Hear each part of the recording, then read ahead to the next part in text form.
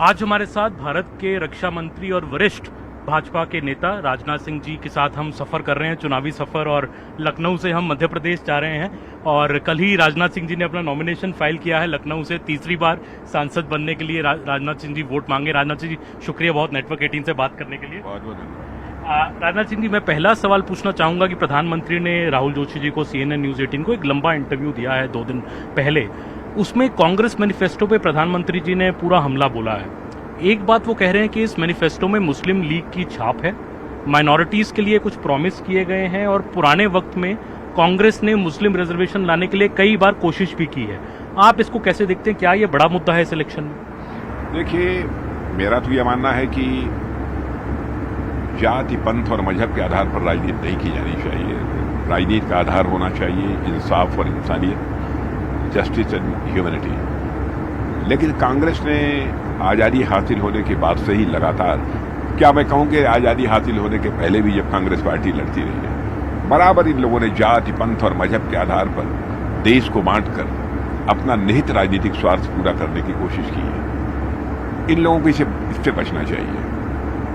अब लोग तो इस सीमा तक चले जाते हैं कि साहब धर्म के आधार पर हम आरक्षण देंगे, जबकि आप जानते हैं कि हमारे यहाँ ऐसी संवैधानिक कोई व्यवस्था नहीं है। संविधान इस बात की इजाजत नहीं देता है कि कोई धर्म के आधार पर आरक्षण करे। लेकिन लोगों को गुमराह करके, लोगों को प्रलोभन देकर, लोगों का समर्थन हासिल करना, ये एक कांग्रेस की बहुत ही पुरानी फितरत है और आज भी उसी फितरत पर काम कर रहे हैं। और यही कारण है कि धीरे धीरे उनका अस्तित्व अब समाप्त होता जा रहा है।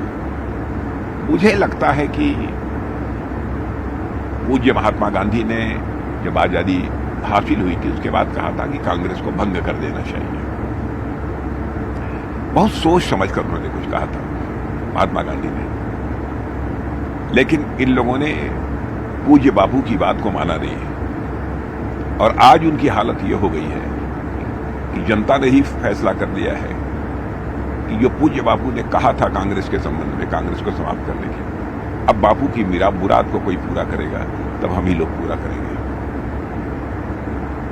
राजा जी, एक बात और राहुल गांधी ने जो बोली है कि हम एक्सरे करेंगे, हम वेल्थ का किसके पास कितनी जमा पूंजी है उसका पूरे का एक एक्सरे होगा, फिर उसको हम जिनको ज्यादा जरूरत है उनको दिया जाएगा। और इसी को इनडायरेक्टली इंडोर्स किया है इंडियन ओवरसीज कांग्रेस के चेयरमैन सैम पित्रोदा ने भी।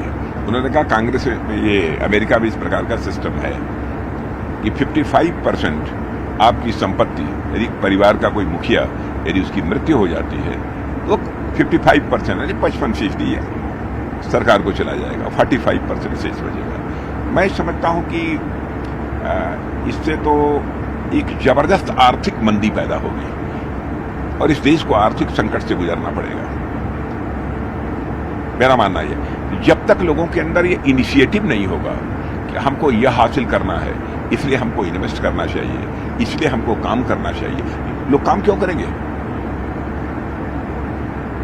और यह बात केवल मैं नहीं कह रहा हूं, मैं जानता हूं, कोई नाम मैं भूल रहा हूं कि मिस्टर फ्रेडरिक थे, माने जाने अर्थशास्त्री, उन्होंने भी इस बात को कहा है। यह तो बहुत बड़ी आर्थिक तबाही और आर्थिक तंगी लाने वाली यह सोच है। मैं गांव में घुमा हूं यूपी के पिछले कुछ दिनों में, वेस्ट यूपी में, सेंट्रल यूपी में, तो गांव में भी अब लोग बात कर रहे हैं कि हम अपने बच्चों के लिए कमाते हैं, जमीन बनाते हैं, जायदाद बनाते हैं, ये सरकार ले जाएगी क्या? और एक्सरे मतलब हमारे पास 4 गाय है, 3 गाय है, तो जमीन हमारी क्या मतलब किसमें बांट दी जाएगी? नहीं, की सोच यही है और इसका खामियाजा इनको भुगतना पड़ेगा इस बार। माने महात्मा गांधी ने ऐसा नहीं सोचा। आजादी, जिन लोगों ने आजादी की लड़ाई लड़ी है उन लोगों ने कभी ऐसा नहीं सोचा। हमारे भारत के संविधान निर्माताओं ने ऐसा नहीं सोचा। ये पता नहीं सो कॉल्ड इनोवेटिव आइडिया इनके अंदर कैसे आ गया, ये बात हमारी समझ के परे है। बस इतना ही मैं कहूंगा, विनाश काले विपरीत बुद्धि। एक कैंपेन जो सर कांग्रेस काफी ग्राउंड पे चला रही है, बड़े बड़े नेता बोल रहे हैं उनके कि भाजपा 400 पार इसलिए मांग रही है कि भाजपा संविधान बदल देगी, रिजर्वेशन खत्म कर देगी, अगला इलेक्शन ही नहीं होगा। बड़े बड़े नेता कांग्रेस के ये कह रहे हैं। मैं कांग्रेस के मित्रों से कहना चाहता हूं कि बाबा, कब तक आप लोग जनता से झूठ बोलते रहोगे? कब तक जनता की आंखों में धूल झोंकते रहोगे?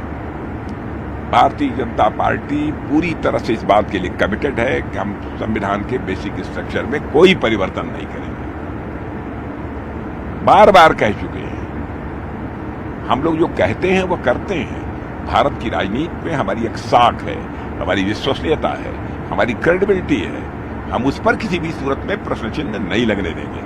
जो हम कहा है हमने वो करेंगे, जो कहेंगे वो करेंगे। आरक्षण रहेगा, आरक्षण रहेगा, आरक्षण रहेगा। एक मैं और बात आपसे पूछना चाहूंगा कि जब इस बात की कांग्रेस की ही बात हो रही है, जो उनका कैंपेन है, उस कैंपेन में राहुल गांधी ये कह रहे हैं कि देखिए मोदी जी तो मुझसे डरते हैं, सिर्फ मुझसे ही डरते हैं, मैं ही एक लीडर हूं जो खुल के बोलता हूं। आप एजेंसी, ईडी, सीबीआई ऐसे सारे ऑपोजिशन लीडर्स को, केजरीवाल जी को जेल भेज दिया, हेमंत सोरेन जी को जेल भेज दिया, तो मैं नहीं डरता मोदी जी से, मैं खुले में लड़ रहा हूं। अब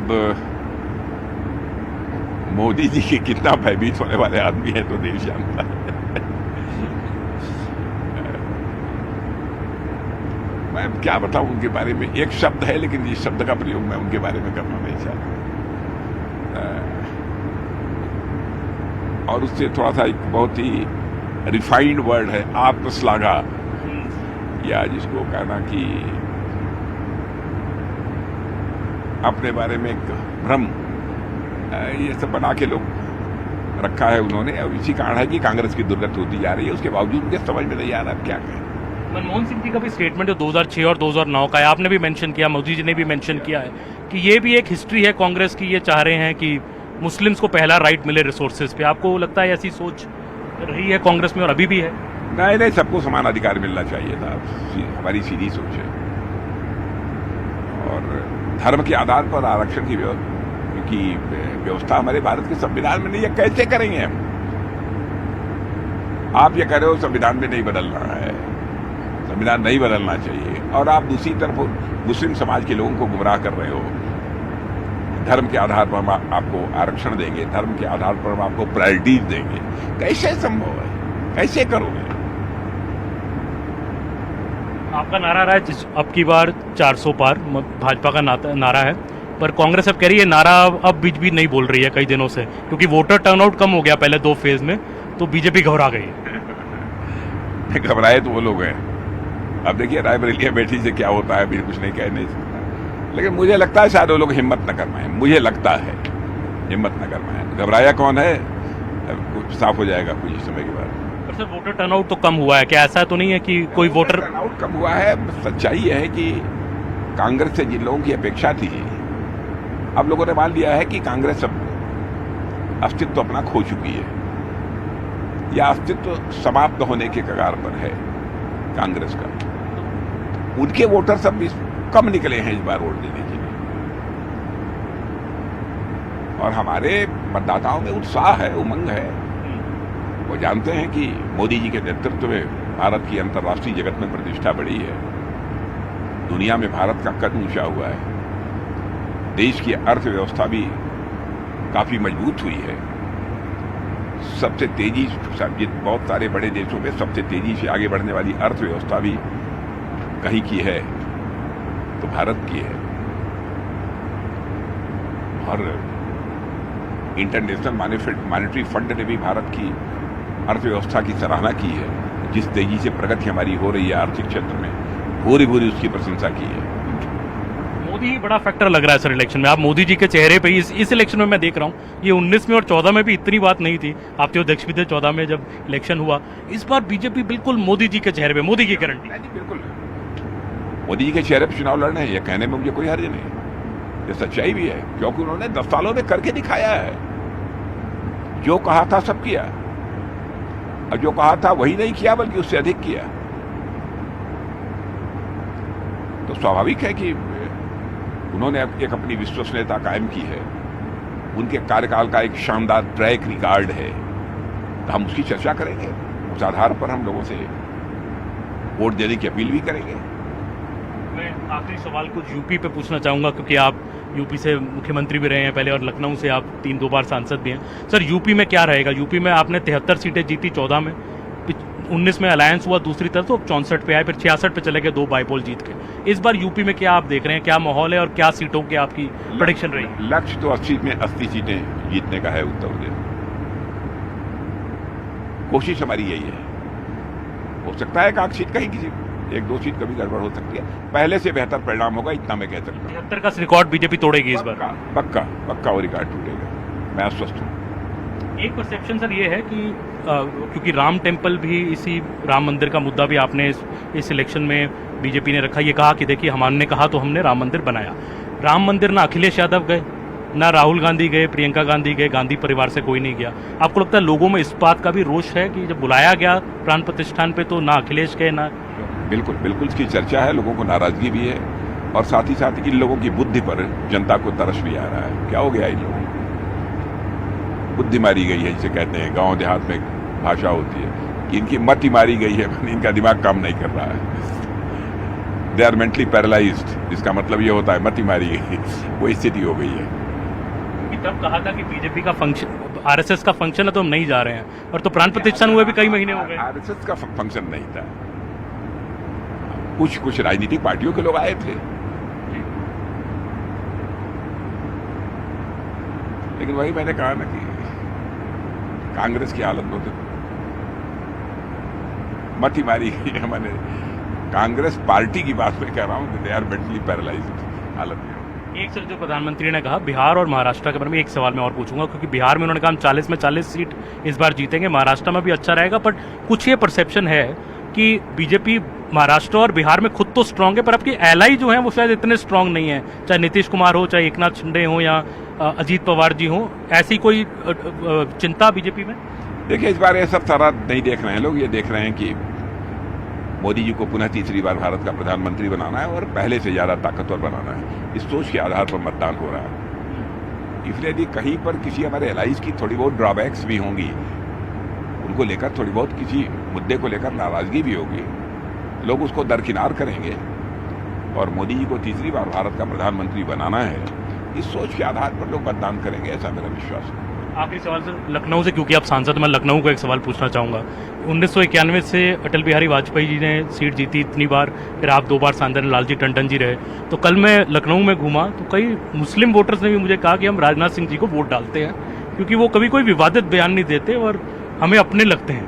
तो आपको लगता है ये बात सच है कि मुस्लिम वोटर आपको लखनऊ में वोट डालता है? देते हैं, काफी लोग देते हैं, और मुझे लगता है कि इस बार हो सकता है कि वो परसेंटेज कुछ बढ़े।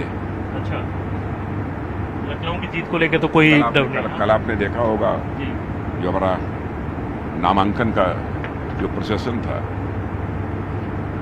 उसमें स्थान पर बड़ी संख्या में विभिन्न धर्मों के मानने वाले लोग, और क्रिश्चियन कम्युनिटी के लोग भी थे। मैंने कोई पहले से मैनेज नहीं था, स्वयं लोगों ने अपनी अपनी व्यवस्था की। और देखा होगा ना आपने, एक तो लग जाता है कि बनावटी चेहरे देखने, फेशियल एक्सप्रेशन उनका जो बतला रहा होगा, आपने स्वयं ही रीड किया होगा, है भाव है लोगों के मन के अंदर। ये है रक्षा मंत्री राजनाथ सिंह जी, बहुत ही स्ट्रॉन्ग अटैक उनका राहुल गांधी पे, और इस बात पे कि ये जो बात पूरी बीजेपी कांग्रेस ये फैला रही है कि रिजर्वेशन खत्म कर देंगे या संविधान बदल देंगे, इसमें कोई सच्चाई नहीं है। बीजेपी इस इलेक्शन को मोदी जी के डेवलपमेंट के मॉडल के ऊपर लड़ रही है, और उसी मॉडल से सुनिश्चित है कि 400 पार का आंकड़ा एनडीए इस इलेक्शन में पार करेगा। अमन शर्मा, अर्जुन सिंह के साथ नेटवर्क 18 के लिए।